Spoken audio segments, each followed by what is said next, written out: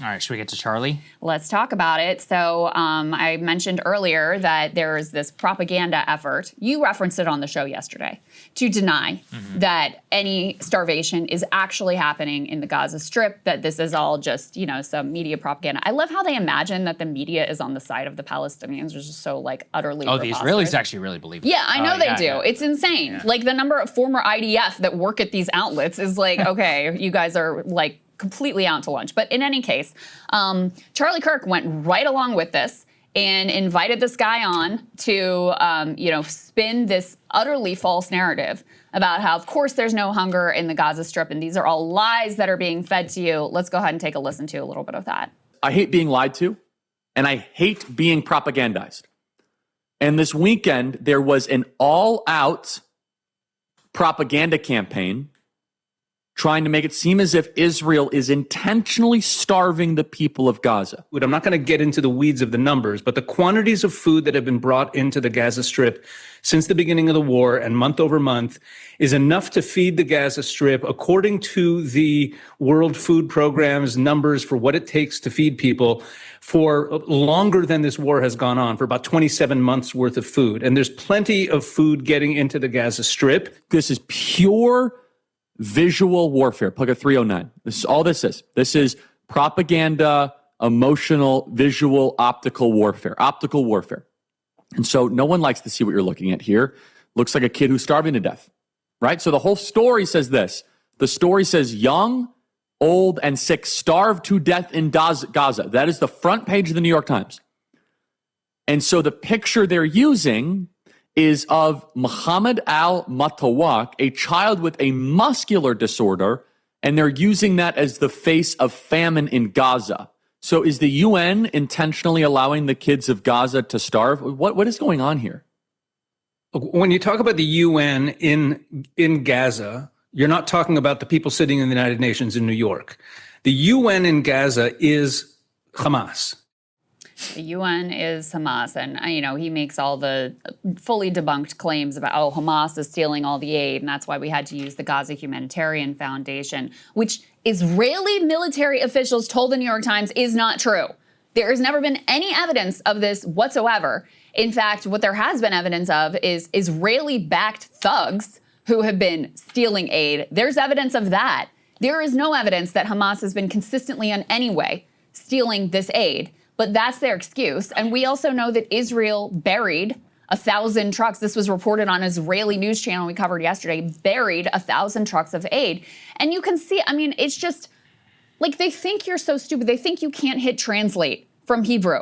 They are out there, Ben-Gvir and Smotrich are out there furious that any aid is getting in whatsoever. And lo and behold, when Netanyahu snaps his fingers, oh, suddenly some aid can get in. So, but it was the UN that was the problem. Give me a break. Like, it's just such utter and complete bullshit. In fact, when the UN did come in to try to deliver some aid, they were shot at by the IDF. So it's disgusting. I mean, we all know. Remember Jose Andres in the World Central Kitchen? Of course. Yeah. And we all know, too, that people are being massacred when they do go and try to get aid from these, like 4 or 5 distribution centers that the Gaza Humanitarian Foundation has set up. This Green Beret whistleblower, he told the story of how he became so disgusted and disillusioned, he decided to speak out.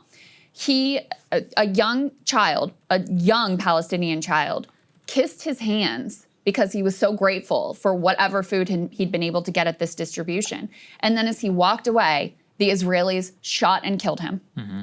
That's what we're talking about here. And these monsters have the gall to come on and say, oh, well, if it's a kid who has muscular dystrophy, he doesn't really count as starving to death, as if those people don't also matter. And obviously the people who are going to be the most vulnerable are going to be children who have, you know, other complicating conditions. There's no doubt about that. But the numbers are at least 147 people have now died from starvation, and the majority of those are children. Yeah, look, Charlie recently had me on. he has occasionally, I think, some decent ideas and other things. At the very least, he let me express my, criticism of Israel, so I appreciate that. But I do think what everybody is watching here is kind of the dichotomy of conservative politics, specifically when money is involved. So here we have Turning Point USA. I don't think it's a secret, and I'm giving anything away to say that there are a lot of, very pro-Israeli people who have donated to the organization. Yeah. And Charlie himself is not somebody like us. He's not a media figure. He can't say what he wants. He's a political actor. He's operating in the Republican coalition. And these are the types of things that are occasionally, I'm not going to say they were demanded. I don't think anybody controlled him, but they obviously felt the need to have somebody on here. And let's, kind of break it down. Who is this person? He's a columnist at the Jerusalem Post. So it's like, do we have maybe any incentive to be saying the types of things here? An Israeli rabbi who lives in who writes for the Jerusalem Post. Instead, you could actually look at the Rupert Murdoch-owned Wall Street Journal, as Trump and all have been reminding us, and they have a graphic out this morning which shows the exact food delivery and the fraction through which it has fallen now under. That's, a lot of the data and stuff that they're citing about amount of food and necessary is actually before the complete blockade that happened very recently, which started in March, right? So this is where facts and all of these things matter. But I actually think a big reason why this is all happening is to prevent the Marjorie Taylor Greens and a lot of other younger Republicans from, basically coming out full on against Israel. And this really was showed off, I think, in Charlie's focus group, which he held recently at his TPUSA conference, where he was asking young TP. So remember, this is a different breed. These are not just young Republicans. These are like young activists in TPUSA. That's a special type of, by the way, that's a special type of any young person who's an activist or whatever, right? So like the highest engaged political person of any type of political organization. Well, here he sat down with them and asked them about Israel, and also kind of the first thing that you think of when you hear the country's name. Let's take a listen. And if you seek to actually understand what Gen Z thinks about Israel, not these anonymous TikTok comments or not what you see on X, these are real people, they're real conservatives, many of which are real Christians, and they'll tell you exactly what they think about the hottest issue happening, I guess, on the planet that we're talking about. So what's the first word that comes to mind when you hear Israel? Judaism. Aid. Netanyahu. Tax dollars. Liability. Sacred. Tax dollars. Conflict. Complex. Controversial. Scary. Strategic. Mossad. So Mossad, of all the different things that would come to mind, why does their intelligence service come to mind? Reminds me of the CIA. It has the CIA, you have the CIA involved with RFK. I mean, there's rumors going around, maybe Mossad was a part of the Epstein files, if maybe Mossad was a part of things that we don't know about. And they're just like the Central Intelligence Agency, they are out there doing things that none of us know about. So to say Mossad first, that would basically imply your first impression is one of doubt. Is that fair to say? Yes. Okay. When you hear like Epstein, right, do you connect the Epstein issue immediate, first connection in your mind, that's also connected to Mossad and Israel, or are they feel separate in your mind? Separate. I think there's a growing consensus that there's a connection there among Gen Z. Yeah, I think that's definitely gaining velocity. So keep in mind, that was filmed a couple of weeks, like a week or two ago, right? Yeah. This was when the Tucker thing, and they still, what was the number one kind of thing you heard there? Aid, Mossad, liability. Interesting. Yeah, Those and I are don't not- think they mean aid in a positive I was going to say, way. they're not talking about aid in a way that you may want, not in the rabbi, whatever that guy's name is. It's in the way that we're talking about here. So clearly this is penetrating the propaganda, the spooky propaganda is getting through. And actually that really, I think, came through in this next one. Let's take a listen. Who used the word aid? You did. Why did that come to mind first? It's very similar to our support for Ukraine. We're sending a lot of money over there, not really getting, in my opinion, a huge return on investment. And so that's like the first thing that comes to mind, because when people talk about their distrust or dissupport for Israel, that's the first thing that usually comes up is all the money that we're sending them. I think we have a lot bigger issues at home. I think we should be spending most of our tax dollars on securing our border, keeping our home people safe. When you talk about return on investment, I think that's an interesting way to frame it. The supporters of Israel will say they're doing a lot of America's dirty work, from intelligence gathering, things like that. Within the Middle East, Is that compelling to you? Are you persuaded by that argument? The reason why I'm not super persuaded is it's mostly because of here recently. We were kind of drug into it. We were negotiating, we were having negotiations, and then they killed the people we were negotiating with, and it kind of derailed everything and sped up the conflict a little bit. It was the State Department's stated goal that we were working on negotiations with Iran. You can say they wouldn't have panned out. You can say that maybe they were imminently about to collapse, but we were still in active negotiation, and yet Israel launches Operation Rising Lion to go in and strike Iran while we are mid-negotiation. How many of you guys would say you think Israel got us into that conflict? You would say yes.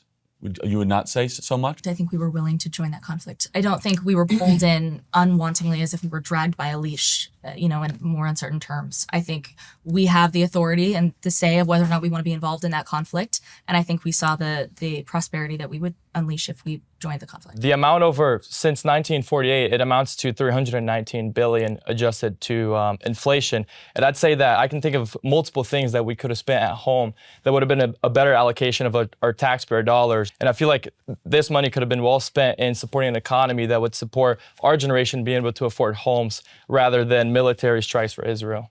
So there you go. And, shout out to that dude for knowing that number. Yeah. How I many actually didn't members- even know the inflation Yeah. adjustment. How many members of Congress do you think who are voting for that money Right. know that number? I would have had to ChatGPT it to get a inflation adjusted number. That's insane. 390 billion adjusted for inflation. That's outrageous, actually. That's almost exactly what we spent on the Afghanistan war over 20 years, just to put it into context. This is Israel's greatest nightmare. I mean, these people are the reason why Netanyahu was like, let me go on with Rogan or the Milk Boys or do something here, because they see they have an issue. Because previously, if you said, like back when I was running for Congress in 2010, if you talk to a Republican about like foreign aid, they're thinking about like some, liberal do-gooder like in Africa feeding starving children or whatever.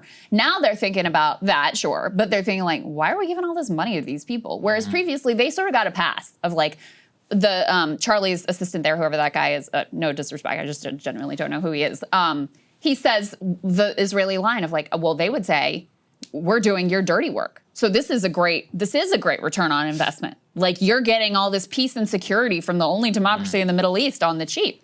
And consensus among all of these young conservative activists is like, no, we don't think that value proposition works out whatsoever. And the Christian part is key as well. Only one of them said sacred. So you can see that boomer evangelism that Ted Cruz, only one of them there is like sacred land and we have to support the country of Israel because the Bible commands us to. That's not what I'm hearing from the rest of these people. And that actually fits with the AIPAC line in particular, which is the next part here about AIPAC and kind of its special treatment. Let's take a listen there. The entirety of the idea of a PAC is to represent a group, but the fact that we're allowing a group that doesn't even represent American interests to influence the people who are supposed to be representing us, I have a huge problem with. But when you hear that lots of other countries also are lobbying, do you think, that you probably don't know the names of those countries, but it's happening. Does that upset you equally, or is AIPAC just get all the press because it's so top of mind? If those other ones are doing the same thing, of course. Yeah, see, and that's, look, no offense again to that guy, but there's a little bit of a struggle session element to this. Oh, absolutely. Right? And him and Charlie both. Yeah, and I sympathize. I get where listen, the amount of, people need to understand the pressure that they're putting on these types of people is unbelievable. Like, it's not just money, it's blowing up your phone, your whole social circle. Their nightmare is even having this being aired, just so people understand. Like, the fact that this, in my opinion, like pretty mild criticism of Israel and military action even gets airtime, or that Tucker gets to question dual citizenship or whatever on the state. You got to understand the level of freak out and pressure that happened. I'm sure you saw Laura Loomer and others being like, any Jewish person who donated to Charlie needs to rescind their, this is a genuine existential threat. It's also a view into kind of how the machine works. And so that's what people need. That's why I think that that clip paired with this This all makes a lot of sense in terms of the level of pressure right now that's happening. I mean, I'm sure you also saw Ross Douthat that at the New York Times. He wrote that piece, how Israel's war became I mean, that's a the freak out over that within the right is crazy.